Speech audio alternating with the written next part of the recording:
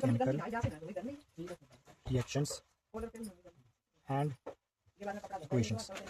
यह है क्लास 9 का, क्लास 10 का साइंस का चैप्टर नंबर फर्स्ट। इसका नाम है chemical reactions and equations.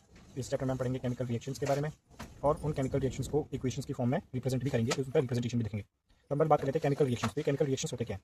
Chemical reaction क्या होते हैं? जब भी कोई चेंज होता है, जब भी कोई चेंज मतलब होता है बदलाव, वो बदलाव अब दो तरीके का हो सकता है। वो बदलाव फिजिकल भी हो सकता है, वो बदलाव केमिकल भी हो सकता है।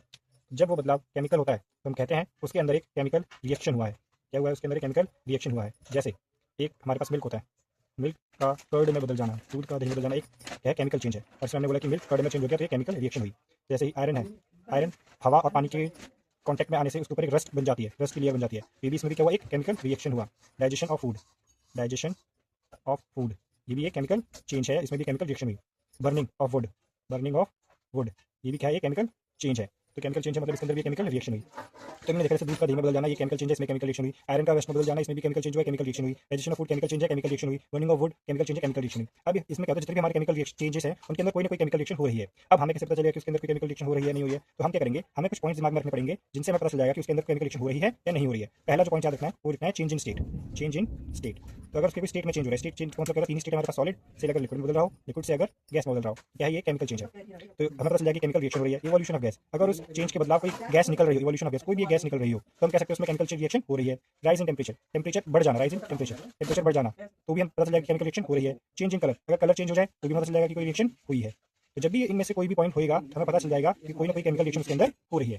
अब हमने देख लिया कि हमारे पास जो हमारे यूनिवर्स में जितने भी बदलाव हो रहे हैं वो या तो फिजिकल हो सकते हैं या तो वो केमिकल हो सकते हैं। हमने पढ़ा अगर किसके अंदर केमिकल चेंज हो रहा है तो उसके अंदर कोई ना कोई केमिकल रिएक्शन हो रही होगी। हमें कैसे पता चलेगा कि उसके अंदर केमिकल रिएक्शन हो रही है? अगर उसके अंदर में से कोई सी भी चीज हो रही है तो मतलब उसके अंदर केमिकल रिएक्शन हो रही है। अब एक हम सबसे सिंपल एग्जांपल लेते हैं मैग्नीशियम रिबन का।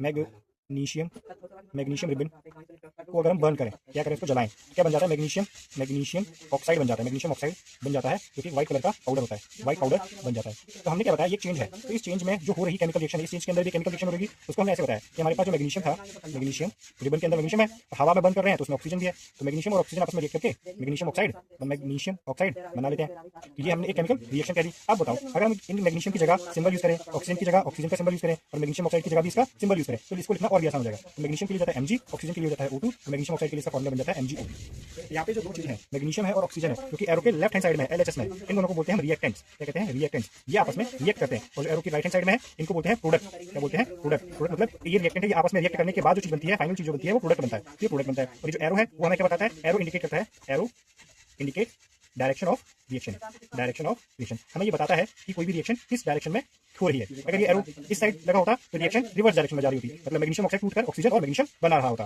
बट इस केस में क्या हो रहा है? मैग्नीशियम और ऑक्सीजन आपस में रिएक्ट कर रहे हैं और मैग्नीशियम ऑक्साइड को प्रोड्यूस कर रहे हैं। तो मैग्नीशियम और ऑक्सीजन ये दोनों यहाँ पे रिएक्टेंट हो जाएंगे और मैग्नीशियम ऑक्साइड हो जाएगा प्रोडक्ट हो जाएगा। तो ये चीज आपको दिमाग में। अब एक चीज हमें ध्यान में रखनी है, ये चीज एक क्या था कि मेरा राइट हैंड साइड जो कि जो रिएक्टेंट है उनमें जो डिफरेंट टाइप्स ऑफ एटम्स हैं, डिफरेंट एलिमेंट के एटम्स हैं, उनमें रिएक्टेंट साइड में जितने भी एटम होंगे उस एलिमेंट के, प्रोडक्ट साइड में भी उसी एलिमेंट के उतने ही एटम होने चाहिए। क्योंकि अगर ऐसा नहीं होगा तो ये वायलेट करता है लॉ ऑफ कंजर्वेशन ऑफ मास, जो कहता था कि ना ही मास को क्रिएट किया जा सकता है और ना ही मास को डिस्ट्रॉय किया जा सकता है। अगर मास को नहीं बना सकते हैं और नहीं खत्म कर सकते हैं तो ना ही, इसका मतलब ये हुआ ना ही एटम बन सकता है और ना ही एटम खत्म हो सकता है। मतलब जितने एटम रिएक्शन से पहले थे उतने एटम उस एलिमेंट के रिएक्शन के बाद भी होने चाहिए। तो मैग्नीशियम और मैग्नीशियम तो सेम है और ऑक्सीजन के यहाँ पर दो है और यहाँ पर नहीं है। तो इसी चीज को क्या करने के लिए, वैलिडेट कराने के लिए हम इन रिएक्शंस को, इन केमिकल इक्वेशंस को क्या करते हैं? बैलेंस करते हैं। तो ऐसी इक्वेशन जिसमें रिएक्टेंट साइड और प्रोडक्ट साइड में किसी भी एलिमेंट का जो एटम है, नंबर ऑफ एटम है, वो इक्वल नहीं है, उन इक्वेशंस को बोल देते हैं स्केलेटल इक्वेशन, स्केलेटल इक्वेशंस।